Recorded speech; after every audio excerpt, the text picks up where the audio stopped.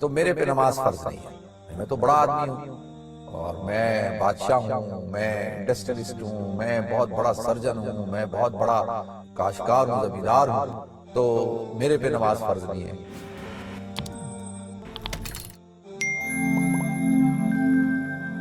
الحمدللہ رب العالمین والعاقبۃ للمتقین والصلاة والسلام علی اشرف الانبیاء والمرسلین وعلی آلہ وصحبہ اجمعین، اما بعد فاعوذ باللہ السمیع العلیم من الشیطان الرجیم، بسم اللہ الرحمن الرحیم۔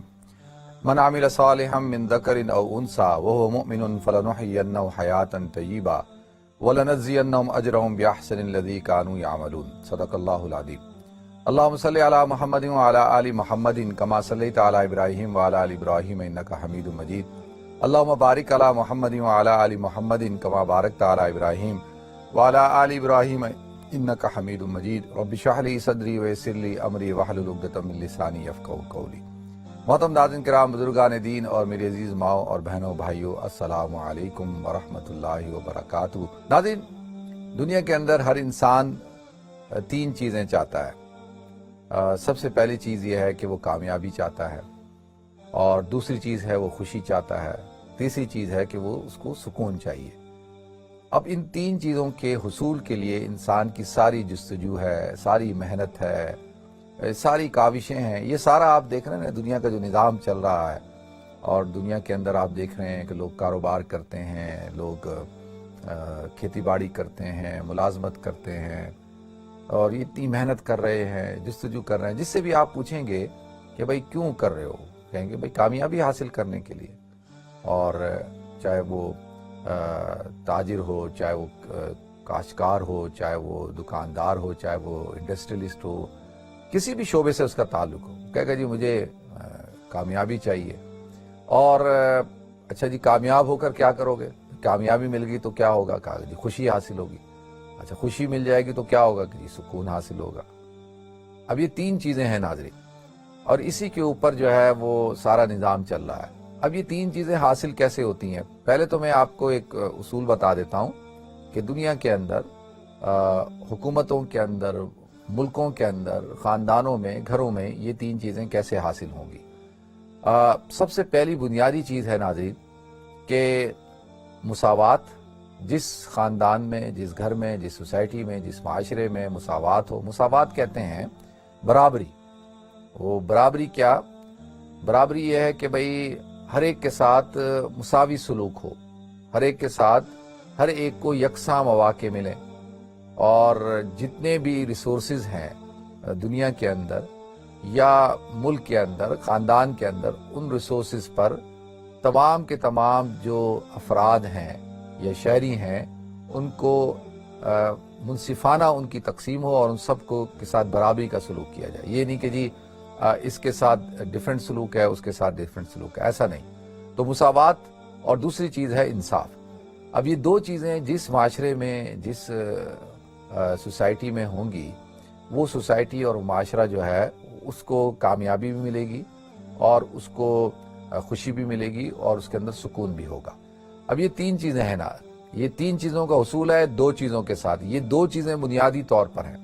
اب آتے ہیں، ہم دیکھتے ہیں، دیکھیں ہم مسلمان ہیں، اور ہماری کی جو ذمہ داری بنتی ہے وہ کیا ہے کہ بھئی سب سے پہلے تو ہم اسلام کو سمجھیں، قرآن کو سمجھیں، اور اللہ تعالیٰ مجھ سے اور آپ سے کیا چاہتے ہیں اس بات کو سمجھیں۔ تو قرآن کو جب ہم پڑھتے ہیں اور حضور اکرم صلی اللہ علیہ وسلم کی احادیث کا مطالعہ کرتے ہیں، صحابہ کرام کی زندگی کا مطالعہ کرتے ہیں، خلفائے راشدین کا جو دور حکومت تھا اس کا جب مطالعہ کرتے ہیں، تو ہمیں پتہ چلتا ہے کہ اسلام کے اندر بنیادی طور پر یہ دونوں چیزیں موجود ہیں۔ اسلام ان دونوں چیزوں کو بہت زیادہ فوکس کرتا ہے، مساوات کو اور انصاف کو۔ مساوات کا آپ دیکھ لیں کہ نماز اسلام کے اندر فرض ہے۔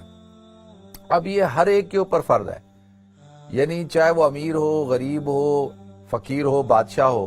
ایسا نہیں ہے کہ جی وہ کہے کہ جی میں تو پریزیڈنٹ ہوں، میں تو پرائم منسٹر ہوں، تو میرے پہ نماز فرض نہیں ہے، میں تو بڑا آدمی ہوں، اور میں بادشاہ ہوں، میں انڈسٹریلسٹ ہوں، میں بہت بڑا سرجن ہوں، میں بہت بڑا کاشتکار ہوں، زمیندار ہوں، تو میرے پہ نماز فرض نہیں ہے، غریبوں پہ نماز فرض ہے، یا عام آدمی پہ نماز فرض ہے۔ نہیں، نماز ہر مسلمان کے اوپر فرض ہے، چاہے وہ بادشاہ ہو، غریب ہو، امیر ہو، فقیر ہو، جو بھی ہو۔ اب اس میں کوئی امتیازی سلوک نہیں ہے، کہ ایسا نہیں ہے کہ بھئی علماء کے لیے نماز نہیں ہے اور جو طلباء ہیں ان کے لیے ہے، علماء کے لیے جو نماز نہیں ہے جو عام لوگ ہیں ان کے لیے ہے، ایسا نہیں، سب کے لیے۔ اور ایسا بھی نہیں ہے کہ بھئی صرف نماز جو ہے وہ خواص کا جو طبقہ ہے، صلحاء، اولیاء، جو خواص ہے وہ پڑھے گا اور دوسرا طبقہ نہیں پڑھے گا۔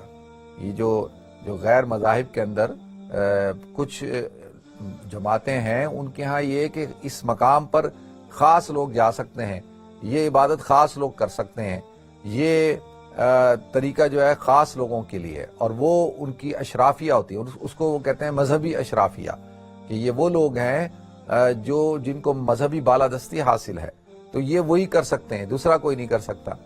تو یہ ان کے ہاں اس قسم کی تقسیم بھی آپ کو نظر آئے گی، لیکن اسلام کے ہاں، اسلام میں ایسا نہیں ہے۔ تو اب نماز میں آپ دیکھیں، نماز کا وقت ہو جاتا ہے، نماز ہم پڑھتے ہیں، اب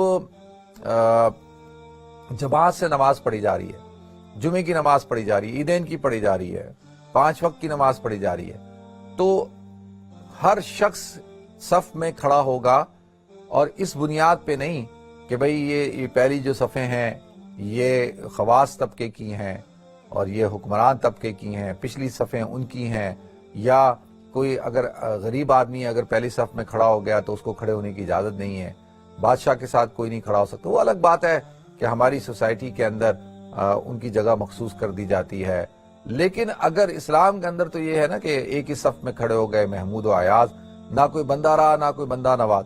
تو اب نماز میں ایسا نہیں ہے۔ یہ آپ کو اکثر ایک تصویر بھی وائرل ہوئی تھی نا دبئی کے حکمران کی، کہ وہ جب نماز پڑھ رہا تھا تو اس کے ساتھ ایک عام آدمی کھڑا ہو کر نماز پڑھ رہا تھا، اور نماز ختم ہوئی تو وہ اس سے مل رہا ہے اور پوچھ رہا ہے تم کون ہو، وہ بتا رہا ہے، وہ یہ نہیں کہہ رہا کہ تم پیچھے جاؤ، کہ تم میرے ساتھ کہاں کھڑے ہو گئے۔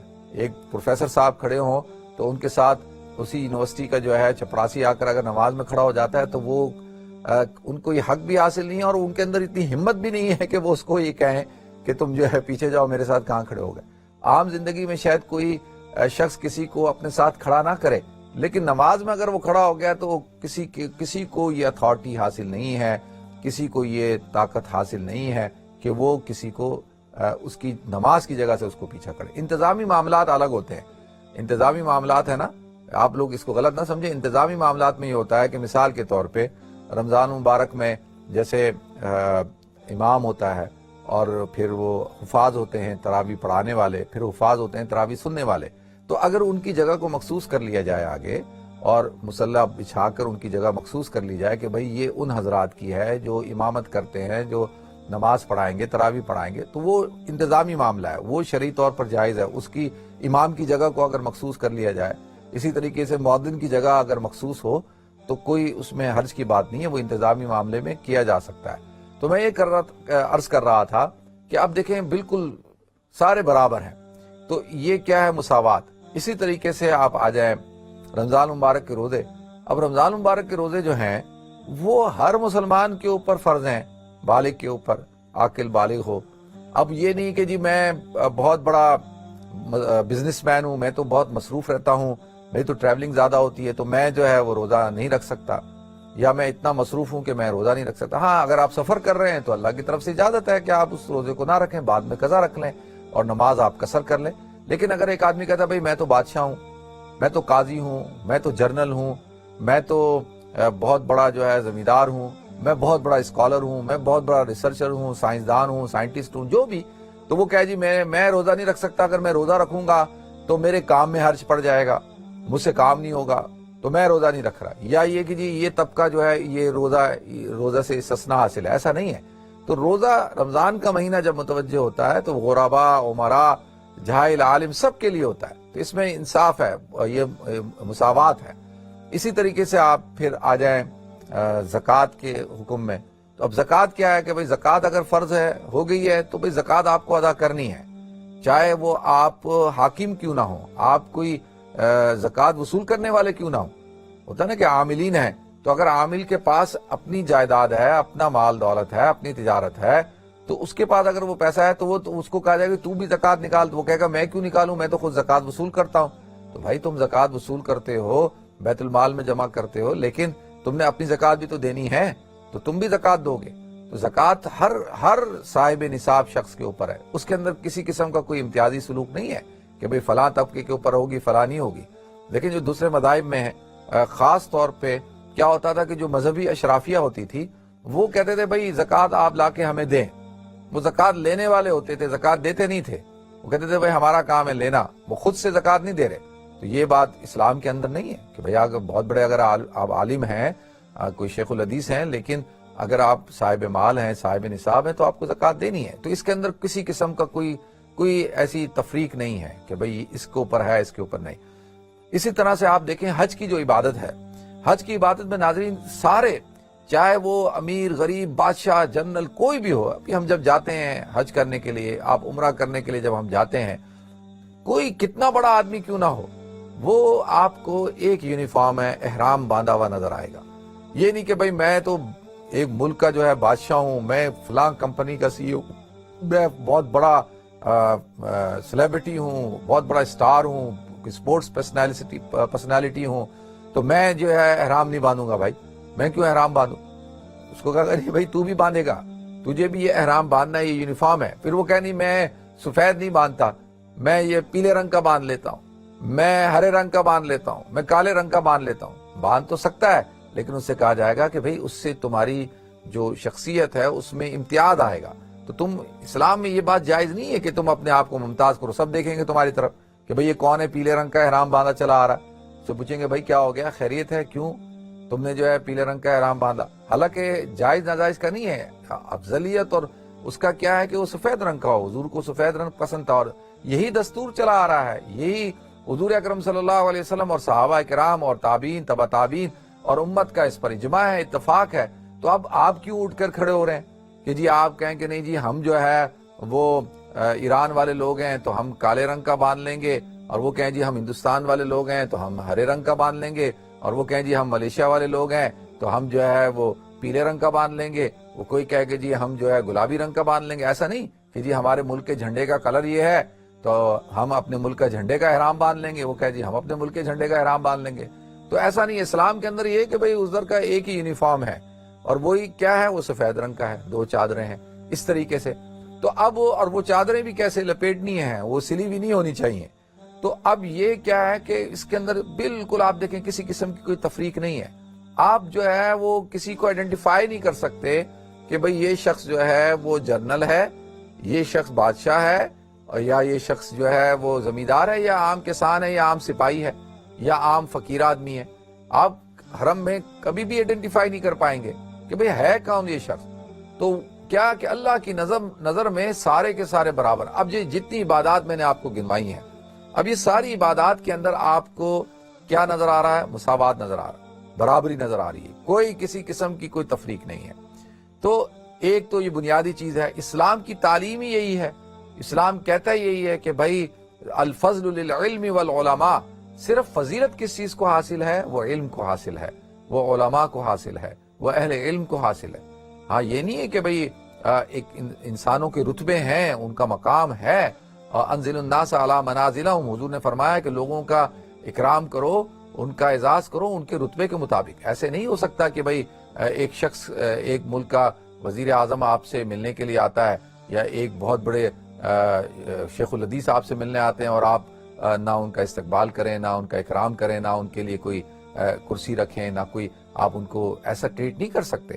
یہ شریعت میں اس بات کی اجازت نہیں ہے۔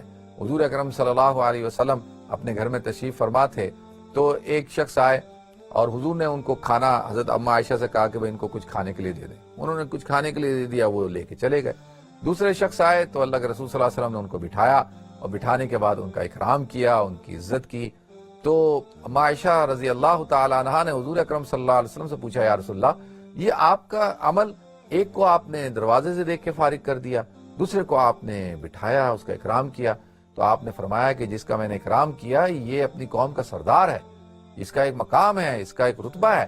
تو پھر فرمایا انزل الناس علی منازلہم، لوگوں کا اکرام کرو ان کے رتبے کے مطابق۔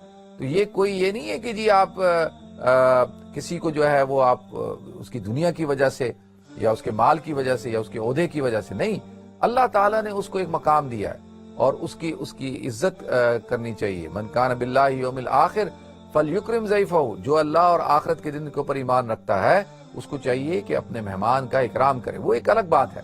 لیکن میں نے جیسے عرض کیا کہ مساوات ہے اسلام کے تمام احکام کے اندر. آپ دیکھیں گے کہیں پر بھی آپ کو یہ نظر نہیں آ رہا کہ بھئی ان کے لیے الگ حکم ہے، ہمارے لیے الگ حکم ہے، ان کے لیے الگ درجہ ہے، ہمارے لیے الگ درجہ نہیں. تو بنیادی طور پر تو اب اس سے اب جس سوسائٹی کے اندر مساوات ہو اس سوسائٹی کے اندر دیکھیں آپ کو کامیابی نظر آئے گی، آپ کو وہاں پہ خوشحالی بھی نظر آئے گی، وہاں پر آپ کو سکون بھی نظر آئے گا. اب دوسری چیز کیا ہے؟ وہ انصاف ہے. اب دیکھیں جن معاشروں کے اندر انصاف ہوتا ہے نا، وہ معاشرے چاہے وہ کسی قسم کے ہوں، کفر کے ہوں، الحاد کے ہوں، آپ کو وہاں پر برکتیں نظر آئیں گی. آپ کو وہاں پر جو ہے امن و امان نظر آئے گا، اور وہاں پر آپ کو کسی قسم کی لاقانونیت نظر نہیں آئے گی. اس کی بنیادی وجہ کیا ہے کہ جی وہاں پر جو ہے انصاف ہے.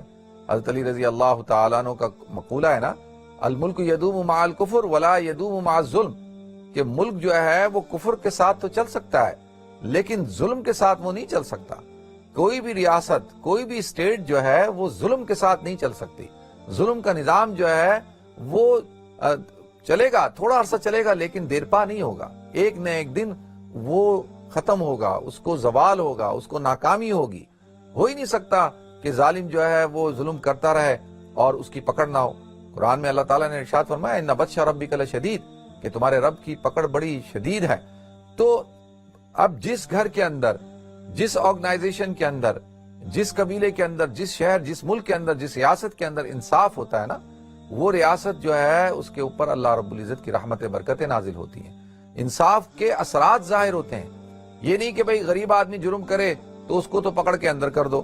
بیچارہ بکری چوری کرنے والا پوچھو کہ بھی تو نے بکری چوری کی یا مرغی چوری کی، کیا وہ کہے گا میرے گھر میں فقر و فاقہ تھا، میرے گھر میں کھانے کو نہیں تھا تو میں مجبور تھا، میں کیا کرتا. تو اس کو تو پکڑ کے آپ نے بکری چور کو تو ڈال دیا سالوں کے لیے جیل میں، اور جو بڑی بڑی بینکوں سے قرضے لے کے اور انڈسٹریاں کھا گئے اور جو ہے کرپشن کر گئے، وہ چھوٹے ہوئے، وہ باہر پھر رہے ہیں، وہ بارگیننگ کر رہے ہیں. وہ جو ہے 10 ارب روپے کی کرپشن کرتے ہیں، وہ کہا جی کتنے 2 ارب روپے پہلی بارگیننگ پہ دے کے جی فارغ ہو گئے 8 ارب روپے. پھر اب کیا ہوا کہ یہ مزاج بنا دیا گیا. مزاج کیا بنایا گیا؟ مزاج یہ بنایا گیا کہ بھائی کرپشن کرو، زیادہ سے زیادہ لوٹ مار کرو، ظلم کرو، پیسہ جمع کر لو.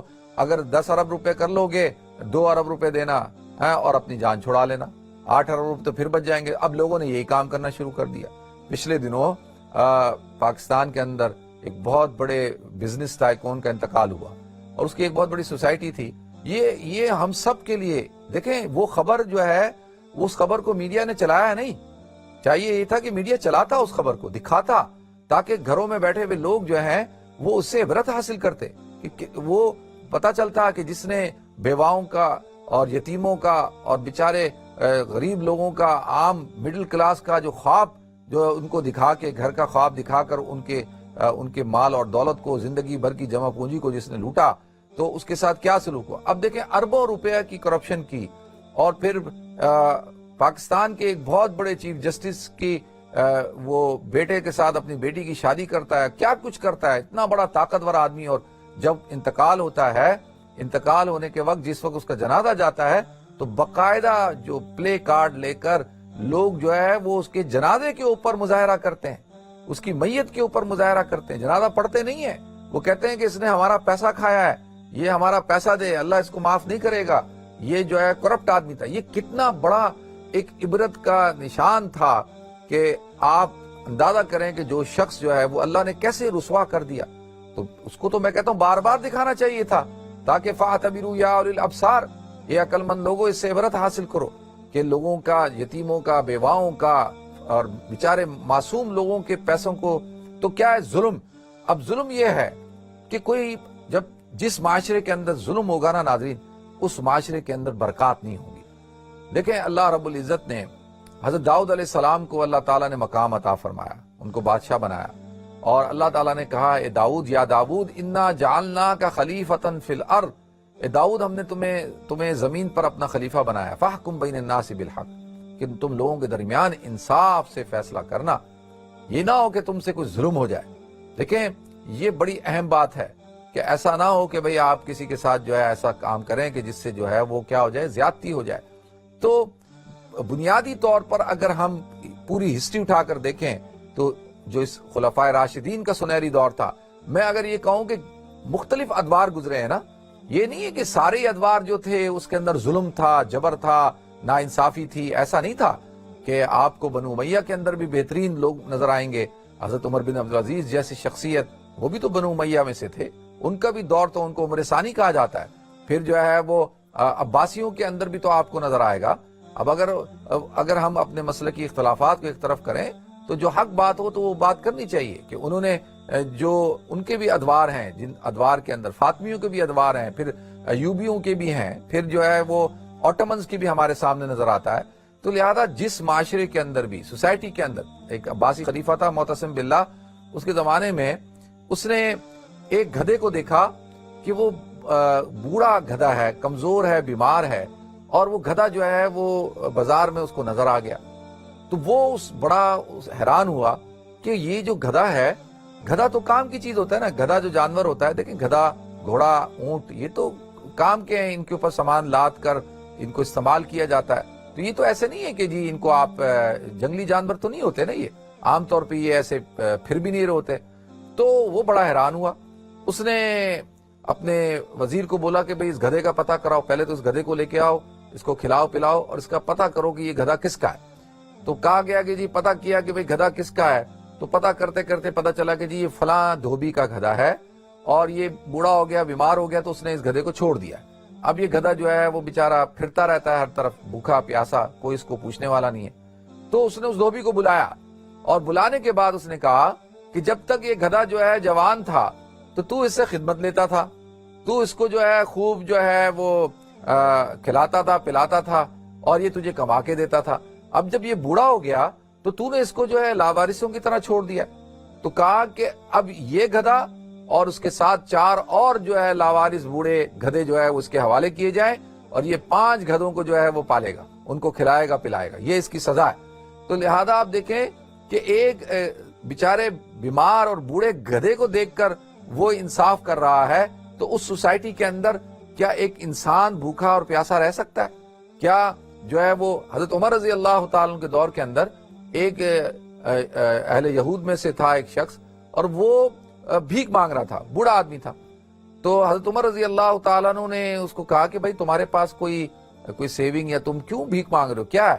اس نے کہا عمر، جب ہم جوان تھے تو ہم تو کما کر دیتے تھے، جزیہ دیتے تھے، ٹیکس دیتے تھے۔ جزیہ ہے وہ جزا سے ہوتا ہے، اور جزا کا مطلب کیا ہے؟ یہ جزیہ کو لوگوں نے گالی بنایا ہوا۔ جزیہ کا مطلب یہ ہے کہ کیونکہ میں کلیئر کر دوں تاکہ آپ کو کچھ نالج بھی مل جائے، علم بھی مل جائے، کہ مسلمان جو ہے اس کے ذمہ کیا تھا؟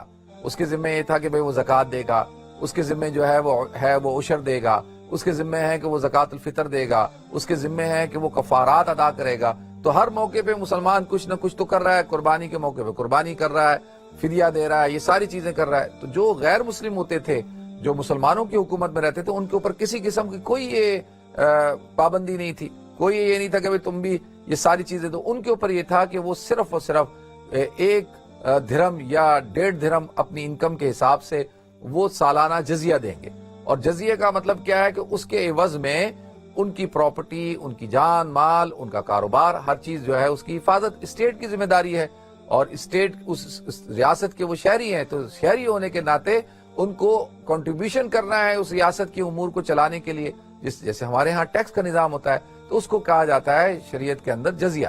تو اس نے کہا جی ہم تو جوان تھے تو دیتے تھے، اب بوڑھے ہو گئے تو نہ ہم کما سکتے ہیں، نہ خود کھا سکتے ہیں، اور ریاست تو ہمیں سنبھالتی نہیں ہے۔ تو حضرت عمر رضی اللہ تعالیٰ عنہ نے کہا کہ اس کو، اور اب جتنے بھی بوڑھے ہیں، چاہے وہ مسلمان ہو یا غیر مسلم ہو، ان سب کو جو ہے وہ وظیفہ دیا جائے گا، تاکہ بڑھاپے میں ان کی یہ حالت نہ ہو کہ وہ بھیک مانگیں۔ تو لہذا یہ دیکھیں، یہ اسلام کے سنہری اصول تھے، اور انہی کو اپنا کر آج جو آپ کو ترقی یافتہ قومیں ہیں، کامیاب حکومتیں ہیں، وہ جو جن ستون پہ کھڑی ہیں نا، وہ یہ ستون کوئی راکٹ سائنس نہیں ہے، وہ ستون یہی ہیں جن کو انہوں نے پکڑ لیا۔ اور ہمارے ہاں کیونکہ ایک مسلمانوں کے ہاں ایک ایسے طبقے کی بالادستی ہو گئی ہے جو یہ چاہتا ہی نہیں ہے کہ ان کے ملکوں میں، ان کی ریاستوں میں جو ہے وہ انصاف ہو۔ اب دیکھیں جو طاقتور آدمی ہوتا ہے وہ چھوٹ جاتا ہے، وہ پیسے کے بلبوتے پہ چھوٹ جاتا ہے، اس کو سزا نہیں ہوتی، بڑے سے بڑے جو ہے وہ قتل کر دے، کرپشن کر دے، آپ کے سامنے بے شمار مسائل ہیں۔